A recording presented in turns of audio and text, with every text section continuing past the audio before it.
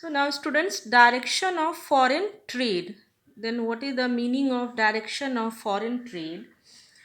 Direction of foreign trade refers to the country to which a country export its goods and services, means which country a country exports its goods and services, and the country from which it import, means which country the country is exporting their goods and services, and from which country the country is importing goods and services. So since 1951, direction of foreign trade means in which country India is exporting and from which country India is exporting, sorry, has gone a substantial change. A list of our trading partners had tended to expand over time, which points to our stronger foothold in the international market. After 1951, the list of trading partners before 51, well, few countries in only few countries India were exporting goods and services. Most of the goods and services exported to UK or British, and few neighboring country like Sri Lanka and Iran. But after independence, basically in after 1951, after implementation of first 5 year plan, the list of trading partners had tended to expand. Now you can see the major trading partners are India's do trade from these countries. Major trading partners are UAE, that is United Arab Emirates, China, United States of America, Singapore, Switzerland, Australia, Iran, South Korea, UK, United Kingdom or Britain, Indonesia, Japan, and Belgium. The major trading partners India used to do trade from these countries. In the notable feature of directional pattern of India's foreign trade is that in recent years, it is seen that UAE, United Arab Emirates, has emerged as our leading trading partners. Student, you must watch Globe and you can locate United Arab Emirates. This is a very small country, but in its recent year, it is seen that UAE has emerged as our leading trading partners. USA, United States of America's share in India's export during 1819, sorry, first I will discuss this point, that is USA, which was our leading partner till 2007-8. Till 2007-8, the major trade was took place with United States of America, still continue to remain so. Still India's major trade partner is United States of America. After then, that is United Arab Emirates and China. uh, According to present data, USA still is our leading partner. After then, United Arab Emirates and China. Now next is share. Share in India's export. Which country India export most of the goods and services? USA share in India export during 2018-19, that is 15.9%. Means total export in India is exporting more, total volume of export India exporting to United States of America, and their percentage is 15.9%, while that of UAE, that is United Arab Emirates, was 9.1%. Likewise, China's share in India's export was recorded to be 5.1%. Means India sells their goods and services mostly to United States of America, then United Arab Emirates, and after then China. Means India export mostly to USA, that is 15.9%, then UAE, that is 9.1%, and then after China, that is 5.1%. 9% according to 2018-19 data. Then as far as India's import is concerned according to 2018-19 financial year, China has occupied its first position. China has occupied its first position, and it is with 13.7%. Means India purchase goods and services mostly from China, and the total import China's contribution is 13.7%, followed by USA, that is United States of America, and its contribution is 6.9%. That is the data according to 2018-19. Then Saudi Arab, it is around 5.6%. And then Switzerland, that is a European country, again a tiny country, which is 3.5%. Means these are the major exporter of India. Means India purchase goods and services from mostly from these countries. These are China, there is major contribution in import, that is 13.7%. USA, United States of America, 6.9%, and Saudi Arabia, that is 5.6%, then Switzerland, that is 3.5%. Saudi Arabia has also emerged as a significant trading partner regarding about 5.6%. Their contribution in import is 5.6%. Now, it is interesting to note that in the wake of globalization and free trade, Chinese goods have dominated the Indian market. You are also finding it. You have also seen that lots of goods are floated in the market which are made in China. Chinese good has dominated the Indian market much more than the Indian goods in the Chinese market. You can see the volume of export, that is merely 5.9%. Means India sells their goods and services in China, and their contribution is only 5.9%, and India import goods from China and their volume is 13.7%. You can see it is more than twice that India purchase goods from the China. Consequently, our import from China have risen much more than the export to China. So that we can say that China has succeeded much more than India in terms of international trade. So you can see I have discussed now what is the direction of foreign trade. What is direction of foreign trade? Direction of foreign trade means countries, refers to country to which a country exports goods and services, and its country from which it import. From which country export its goods and services, and from which country it import. That is direction of foreign trade. And in context of India, major trading partners of India are, from which country India do major trading are United Arab Emirates, China, USA, Singapore, Switzerland, Australia, Iran, South Korea, UK, Indonesia, Japan, and Belgium.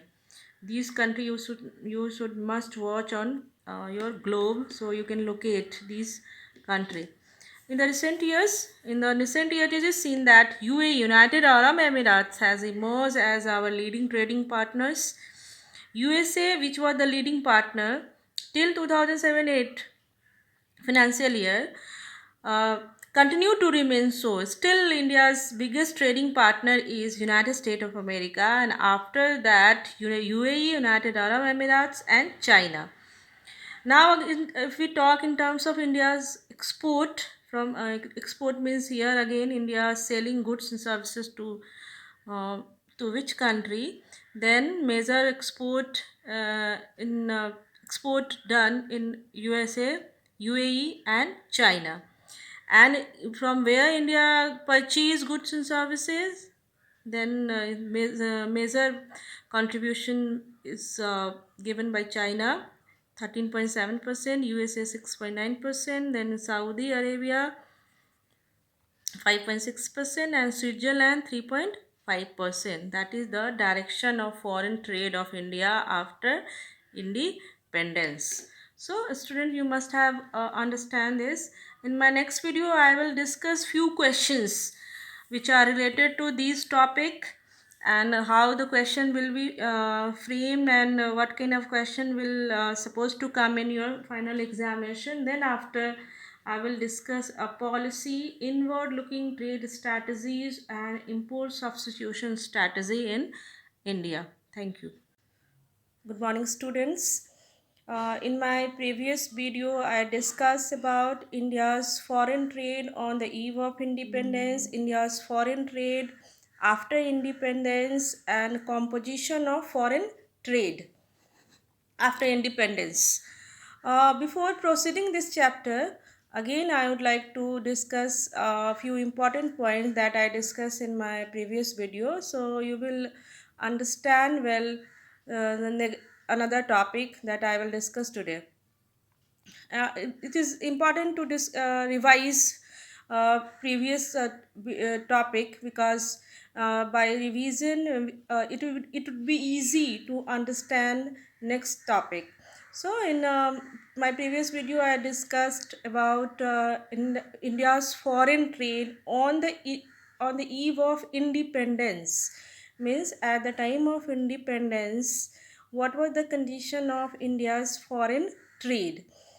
So, as you know, students, that British ruled this country around 190 years, and Indian economy during this period, Indian economy suffered its colonial exploitation. Means British exploited the economy of this country. The British used natural resources as raw material for their domestic industrial output. Whatever raw material which are required for their industry, they used to take those raw material from this country. And besides being a source of raw material, the Indian economy was also exploited as a market for British industrial goods.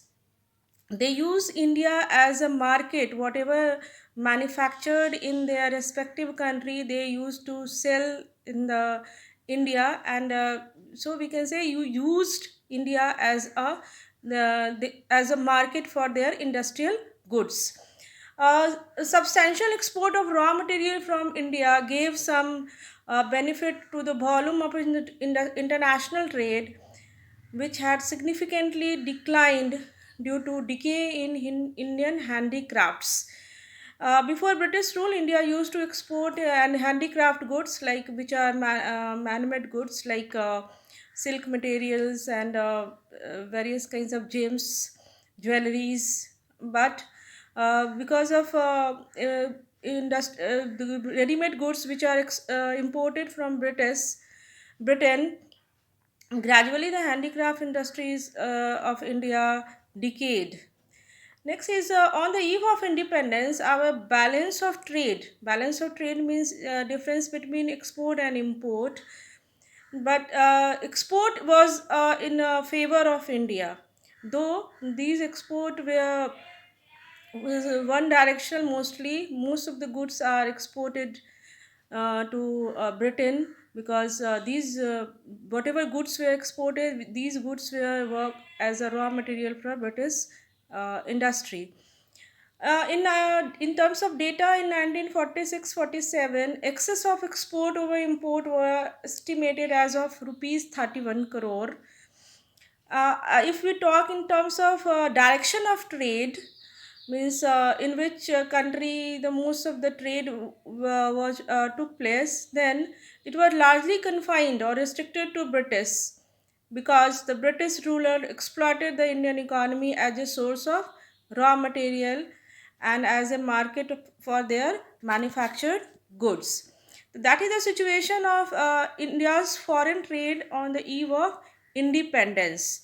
Now, what is the condition of India's foreign trade after independence? Means after independence, what kind of goods are exported, where what kind of goods are imported, and how export and percentage of export and import increase, and after independence, what are the drawback in international trade.